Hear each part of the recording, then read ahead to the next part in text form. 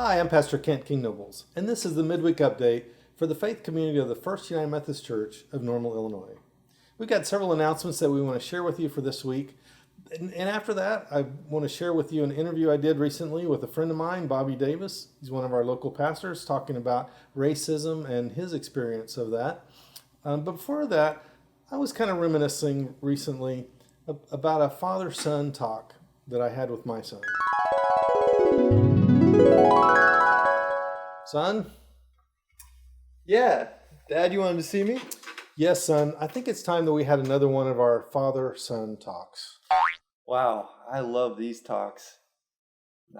Is it going to be the one about those birds and the bees? No, I haven't quite figured that one out yet, son. But I do want to talk to you about something important today.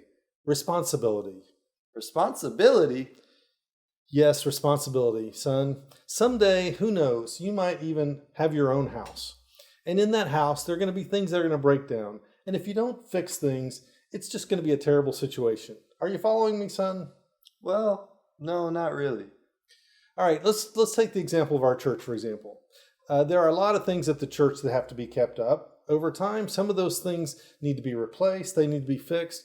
We've gotten a little behind at the church. So we've got a campaign now to figure out how to catch up and make sure that we're in good shape moving forward. So you mean like that old bus and the air conditioning that never seems to work and leaks a lot? Exactly. What are we going to do about those, Dad? Well, I'm glad you asked. We need to fix those things up. We need to get caught up. So we're going to be raising money to try to get things in better shape. That's going to be a lot of money, won't it? It is, and actually our trustees and our finance committee has come up with a plan. I've got this nice little chart here, son. So we have raised over $50,000 so far. Our trustees and our finance committee have said if we need to come up with $150,000, that will be a good step in catching up the things that we need to do. Wow, that is a lot of money. It is a lot of money, and that's why our family needs to do our part, son. That's responsibility. Oh, I get what this talk is about. So you're telling me I have to drop out of college? No, not this time, son. We've got another plan. You know, the government recently, Uncle Sam sent us a stimulus check. That's money that we hadn't counted on. So we can use a little over $1,000 of that money to give to the church for this campaign to help out. Well, that's just wonderful. That, son, is what I call responsibility. Don't you just love those great talks with your father and your mother? Well, as promised, we do have a few announcements for you this week. Josh, you got an announcement. What are you doing with that fan anyway? So we had our first outdoor worship service this last Wednesday, and we have more services coming up on Wednesday evenings. This week, we will be at the church again on the parking lot side of the building in the prayer garden, starting at 6:30 p.m. We wear a face mask and sit 6 feet apart, but it does give us a chance to see each other and worship together. Bring your fans. Yeah, if it's hot, bring your fan. Okay, good. Also, this Friday, July 17th, we have movie night at the church. We're going to put up a big screen just on the side of the parking lot there, so you can bring your blanket to sit on or your lawn chair. That is this Friday, July 17th. The movie is going to start at 9 o'clock. The movie is Hervey and the Love Bug. It's a classic, though. It's been years since I've seen it, but it's a great movie. The movie will start at 9 o'clock. I understand at 8:30 there's going to be line dancing, so you can come and watch, or you can come and join in and participate. You going to be dancing, Josh? Oh, I got moves. Should be fun. All right, what else we got, Josh?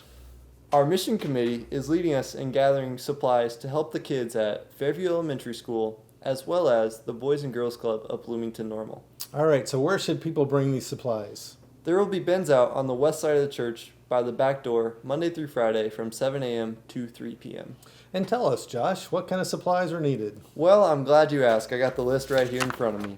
So we have wide-ruled spiral notebooks, 3-hole punch lined notebook paper, Crayola crayons, washable glue, washable markers, pencils, pencil erasers, scissors, that can be Fiskars round or sharp-tipped, pocket folders, Kleenex and tissues, disinfectant wipes, and plastic Ziploc baggies. Just all you go, great school supplies. I think if you need to see that list, it should be in the newsletter, probably on our website also. So this is a good way for us to support the Boys and Girls Clubs and the Fairview Elementary School, which is the school that we've adopted to support. Another announcement.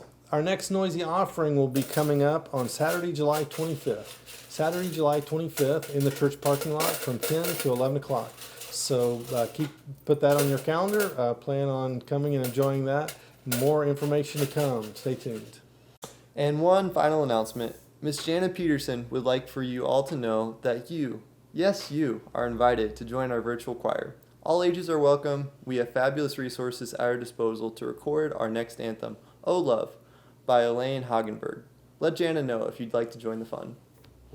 And now I recently talked with a friend of mine, Reverend Bobby Davis. Reverend Bobby Davis is one of our United Methodist local pastors. I just asked him a few questions about how he's experiencing race and racism. So let's go to that interview. I'm here with my friend and colleague, Bobby Davis. Bobby is one of our pastors, United Methodist pastor, serves the churches at Ellsworth, Colfax, and Pleasant Grove. That is correct. Right. Okay, good. So we appreciate the good folks of those churches loaning Bobby to us for a few minutes today to kind of help us out. What we've been doing, Bobby, after some of the events that have gone on in our nation, we've just encouraged our church members to have a season of listening and learning, Right. and listening to different voices. So we encourage our members to read books, to watch movies, to talk to friends and neighbors, to really learn kind of what the perspective might be that they haven't gotten up to this point. Maybe listen to someone who can share that. So we appreciate you coming and giving us your perspective. So I'll just kind of jump in. After the death of Mr. George Floyd, that was kind of a long string of other deaths. How did you think about that, or how did that affect you as a person? After I watched the news of what occurred with the killing of George Floyd, and it was something. I mean, it wasn't new to me because this has happened before. Not So just it felt like just another. It was oh my gosh, another victim that has occurred at the hands of police brutality. Okay. My prayers go out to the family, and I don't blame them for where they want to seek justice, not just for George, but I think for all of African American citizens. We as a nation are into this, and as we're dealing with the pandemic, and then this has occurred, we're still not at the level to where we need to be as Christians, and how we need to continue to dialogue and have some conversations, and how we can understand better each other. Because if we start by doing that, then I think we can build a better community amongst all races. And but the effect really, the killing of George Floyd really affected me, because when this occurred, when Michael Brown was killed in Ferguson, Missouri, it's kind of the same pattern. You see the riots, the peaceful protesting, and it was kind of ignored at the time. But now when this happened, and still to this day, we're still seeing some peaceful protests on and off. And so when in George Floyd, I mean, it seemed like it was so graphic with the knee on the neck, and it was it was videotaped and put out there for all of us to see over and over again. I mean, was that, when you saw that, was it depressing? Did it make you more fearful? What kind of did it do to you emotionally? Yeah. So emotionally, it just kind of made me, like you said, I was kind of a little fearful. Okay. I was kind of hesitant and worried, like, could this happen to me, or could this happen to like family members of mine or friends I know that are Black? You just don't know, because even if you look at somebody different, they'll immediately call the cops, or they say, well, this person of color looked at me different, So I want him arrested. I want him for this and that. Kind of like you're not given the same treatment someone with white skin is given. Right. You're kind of seen automatically as someone who's more likely to be violent or criminal or a threat or can be dealt with. Right. I guess. And I think it can be dealt with in a properly way to where like we just let's talk about it. Let's figure out the issues that a lot of American citizens are dealing with, and how to let's try to understand each other. Let's try to bridge those gaps. Yeah. And so I think that's an important thing for us. Yeah, it seems to me like most of the African Americans I've talked to after George Floyd's death said this is not surprising. This has been going on. We've been seeing this over and over again. People haven't been listening to us. It does seem like to me that people with white skin have really kind of, at least a lot of people have said, wow, this is a bigger problem than we realized. Mm-hmm. Is that kind of your sense too, that maybe the white community, people who are white have kind of woken up a little bit to this, to maybe what people... I think now they're starting to understand and realize. I know when this, not just the pandemic, but when the killing of George Floyd happened, one of the churches that I serve, which is Ellsworth, we've decided, we responded to how we as Christians, what we should do is pray. So, and it wasn't my idea. One of my parishioners came up with the idea, let's have a short prayer service. And we all gathered in a circle. We spread out, social distancing, face masks. And we wanted to lift up our country, and especially what has occurred with George Floyd and such and et cetera. Just the violence and the rioting. Because we feel, and they don't see, because of me, a person of color, they see me as a human being, not just as their pastor, but as a brother in Christ. So we all got together and prayed that where there will be peace in the world, and that's what we all want. But until we get there,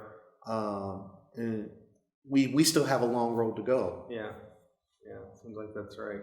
But it does seem like God is doing something right now. It seems like God is calling us to an opportunity and expecting us to take some action. And so that's, of course, a good place to start is prayer. But so I know this is a little personal. I hope you don't mind me asking, but I'm just curious.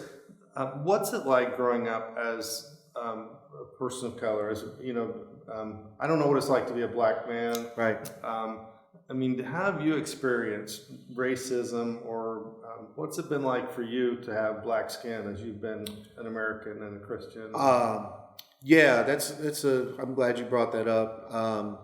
Growing up, mostly on my mom's side of the family, they're from the St. Louis, East St. Louis area. She shared with me growing up that, East St. Louis was really not a bad place to live. It was very nice. There was blacks and whites that were living there at the time. But over the years, it has drastically changed. But there was times where she mentioned that she shared stories with me, my mother did, that, there's times you couldn't be out at night because when it's dark, then you might as well be back in the house. So you're saying black people couldn't be out at night, but it was because of her race that she, which I guess has been a legacy throughout Illinois and a lot of places. In a lot of places, yeah. At sundown laws, you're supposed to be either out of town or in your house at sundown if you're African American. Right. Otherwise, you're pretty much going to be slaughtered. And so for me, growing up, I've dealt with it on and off, but it was like, I'll share a personal story. I think it was my freshman year in high school. I was in band because I loved band, and I was coming home, my father and I, and we were pulled over by the cops.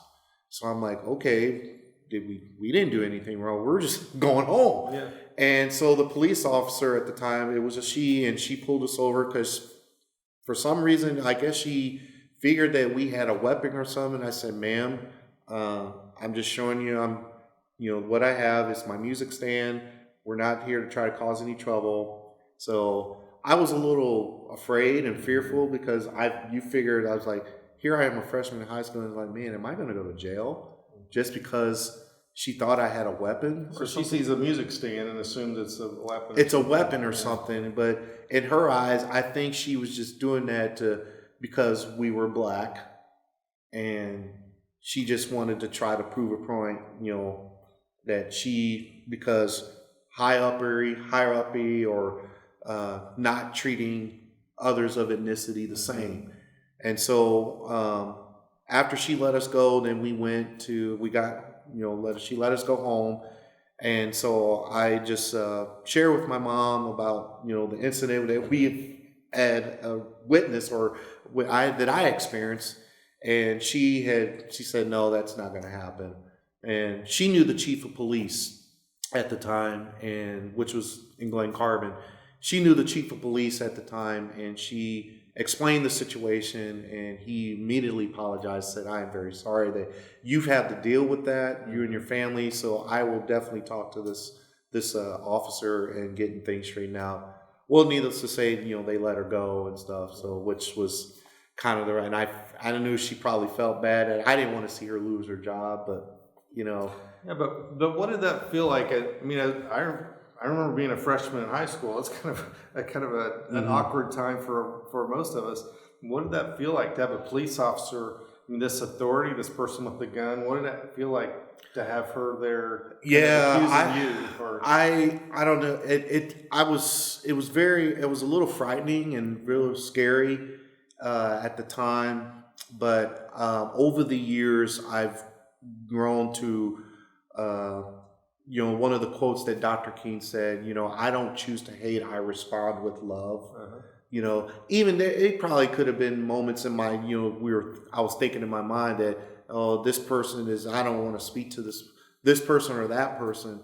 But I think I had to be very careful of how I approach things because I'm the type of person where I get along with everyone.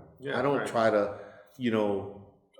stir up hate or hatred or bitterness, because I am a man of faith and a man of compassion and love. Sure.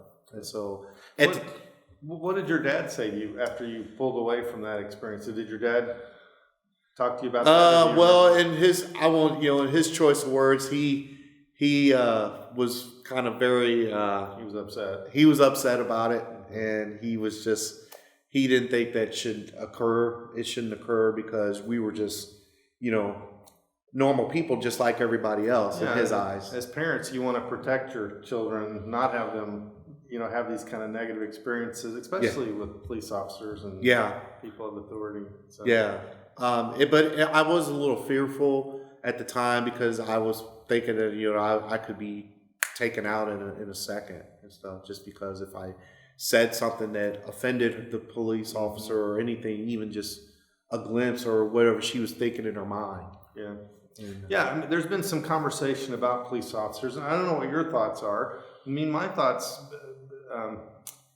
growing up, I always respected police officers. Mm-hmm. I never had to have these feelings like, if I call the police, it might be worse for me than better. Mm-hmm. I always thought, the police officer is going to help me. I think being white, that was my experience.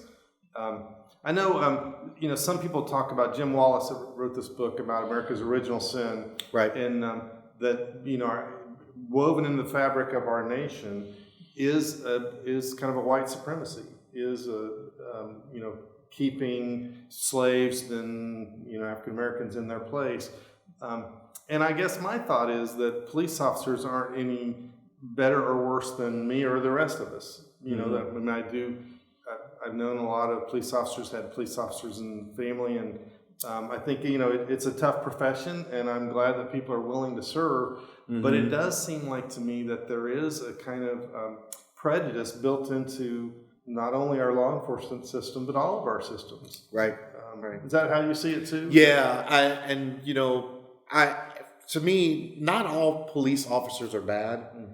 I think it's just like with George Floyd's situation, I think that officer, which I think that whoever the chief police was, they did the right thing in letting them go.